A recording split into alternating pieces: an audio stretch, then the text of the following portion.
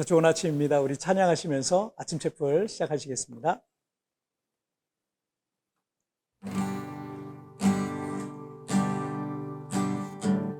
무릎 꿇고 엎드리니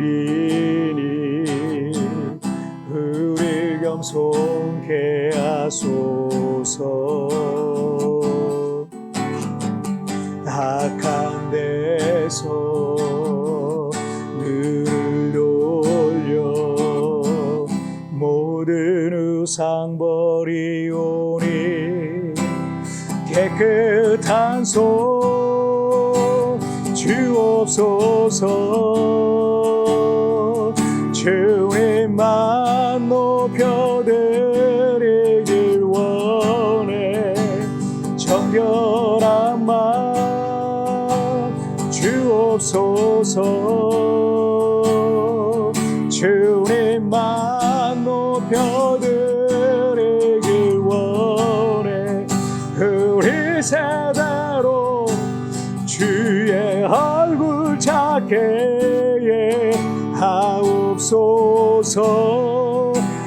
오 야곱의 하나님, 우리 세대로 주의 얼굴 찾게 하옵소서.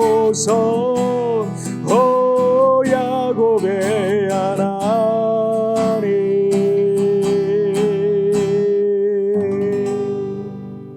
아멘. 우리 같이 기도하시겠습니다. 살아계신 하나님 아버지, 감사합니다. 오늘 이 아침을 또 아침 채플로 하나님 앞에 나아갑니다. 매일매일 하나님의 말씀을 내 아침의 하루의 시작으로, 또 찬양과 기도로 하루의 시작을 하는 사랑하는 귀한 주님의 자녀들에게 하나님의 놀라운 은혜와 은총을 더하여 주셔서 하루를 믿음으로 넉넉히 승리하며 살아갈 수 있도록 축복하여 주옵소서. 감사하며 예수님의 이름으로 기도하옵나이다. 아멘. 자, 오늘 우리에게 주신 하나님 말씀은요, 마태복음 27장 1절부터 10절까지입니다. 제가 봉독해 올리도록 하겠습니다. 새벽에 모든 대제사장과 백성의 장로들이 예수를 죽이려고 함께 의논하고 결박하여 끌고 가서 총독 빌라도에게 넘겨주니라. 그때 예수를 판 유다가 그의 정죄됨을 보고 스스로 뉘우쳐 그 은 30을 대제사장들과 장로들에게 도로 갖다 주며 이르되 내가 무죄한 피를 팔고 죄를 범하였도다 하니 그들이 이르되 그것이 우리에게 무슨 상관이냐, 내가 당하라 하거늘 유다가 은을 성소에 던져놓고 물러가서 스스로 목매어 죽은지라. 대제사장들이 그 은을 거두며 이르되 이것은 핏값이라 성전고에 넣어둠이 옳지 않다 하고 의논한 후 이것으로 토기장의 밭을 사서 나그네 묘지를 삼았으니 그러므로 오늘날까지 그 밭을 피바지라 일컫느니라.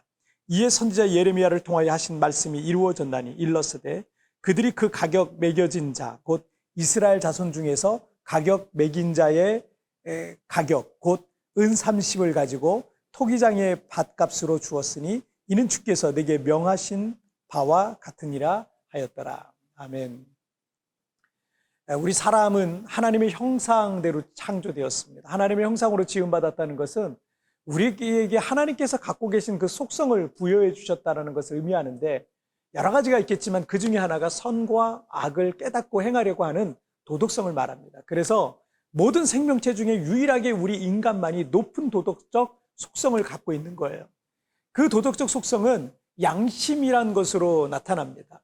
양심이란 말의 그 사전적인 뜻은 도덕적인 가치를 판단하여 옳고 그름, 선과 악을 깨달아 바르게 행하려는 의식이라고 되어 있어요. 때문에 그 양심에 어긋나는 행동을 했을 때 양심의 가책을 느끼게 되고 그 죄에 대해서 뉘우치기도 하는 겁니다. 예수님의 제자 중 하나였던 가룟 유다는 대제사장에게 은하 30개를 받고 예수님을 팔아넘겼습니다. 겟세마네 동산에 있었던 예수님은 체포되어서 대제사장과 종교 지도자들에게 밤새도록 신문을 받았고, 새벽에 열린 우리나라의 국회격인 사내들인 공회에서 신성모독죄로 사형 판결을 받게 됩니다. 하지만 로마의 지배 아래 있었던 그들에겐 사형 집행권이 없었기 때문에 예수의 사형을 집행하기 위해서 당시 총독인 빌라도에게 예수를 넘기는 장면, 오늘 본문에 등장하는 거죠. 그런데 대제사장의 뜰에는 예수님의 제자 중 베드로만 있었던 게 아니었어요. 배신자 가룟 유다는 나사렛 예수 체포조의 앞잡이가 되어서 겟셋마네에서부터 대제사장의 집에까지 들어왔고 그 모든 재판의 과정을 지켜보고 있었습니다. 마태복음 27장 3절을 보시면 그때 예수를 판 유다가 그의 정죄됨을 보고 스스로 뉘우쳐 그 은 30을 대제사장들과 장로들에게 도로 갖다 주며, 가룟 유다는 아무 죄 없으신 예수님께서 사내들인 공회에 의해서 부당하게 사형 판결을 받는 장면을 보고 양심의 가책을 느꼈습니다. 그래서 스스로 뉘우치면서 예수를 넘겨주는 조건으로 받았던 그 은 30을 들고 대제사장들과 장로들에게 도로 갖다 주면서 내가 무죄한 피를 팔고 죄를 범하였도다라고 이렇게 말했어요. 그랬더니 그들이 뭐라 그래요? 그것이 우리에게 무슨 상관이냐? 네가 당하라 라고 하면서 만약 그것이 무죄한 자의 피를 흘리게 한 잘못이 있다면 그건 네 잘못이다 라고 말했던 겁니다. 자, 이렇게 말했다는 것은 대제사장들이나 장로들 역시 예수님이 죄가 없다라는 것을 어느 정도 인식을 하고 있다는 얘기예요. 가룟 유다는 양심의 가책이라도 느꼈지만 그들은 그것조차도 없었다라고 할 수 있습니다. 자, 5절을 한번 보실까요? 유다가 은을 성소에 던져놓고 물러가서 스스로 목매어 죽은지라. 가룟 유다는 마음이 너무 괴로워서 그 은을 성소에 던져놓고 돌아가서 목매어 죽었다는 얘기죠. 자신이 예수님을 돈을 팔고 팔아넘겼는데 그 돈을 다시 성전에 넣고 돌아간 것은 그 책임을 면제받고 싶었기 때문일 겁니다. 그런데 여러분, 진정한 사과는 그렇게 책임을 회피하는 게 아니에요.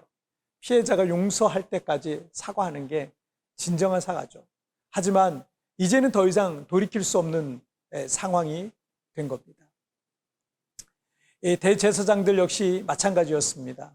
가룟 유다가 성전에 던져놓은 그 찝찝한 돈을 성전에 두는 것이 껄끄러웠어요. 그래서 그 돈으로 밭을 하나 사서 무연고자, 그러니까 노숙자의 묘지로 삼았습니다.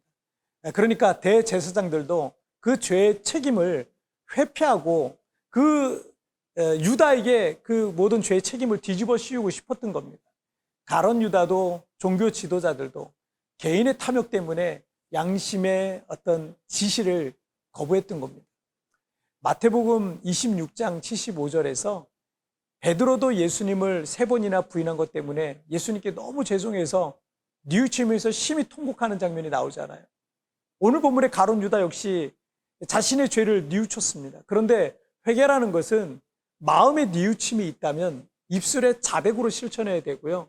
행동의 변화를 통해서 회개의 열매를 맺어야 회개가 완성이 되는 거예요.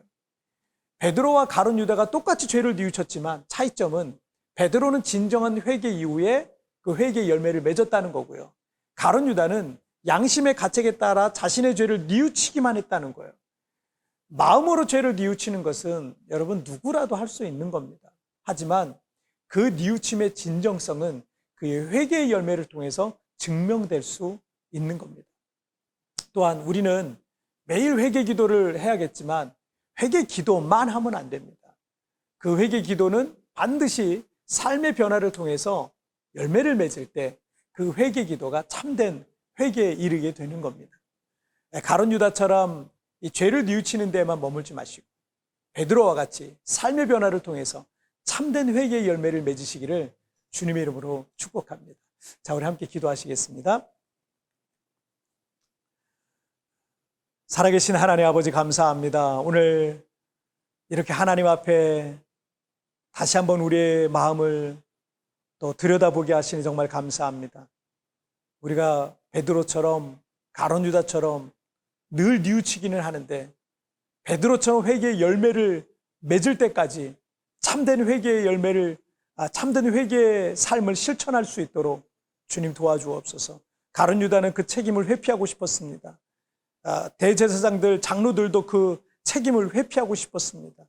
그래서 그 죄의 책임을 회피하려고만 하는 그런 어리석은 모습이 아니라 우리가 하나님 앞에 잘못된 것이 있다면 회개하고 회개 기도를 하고 뉘우치고 그리고 삶의 회개의 열매를 맺어가는 우리의 삶이 될 수 있도록 도와주옵소서. 오늘 하루도 작은 것 하나라도 하나님 앞에 참된 회개의 열매를 맺어가는 삶 속에서 말씀을 실천하는 하루가 되게 하여 주옵소서. 감사하며 예수님의 이름으로 기도하옵나이다. 아멘.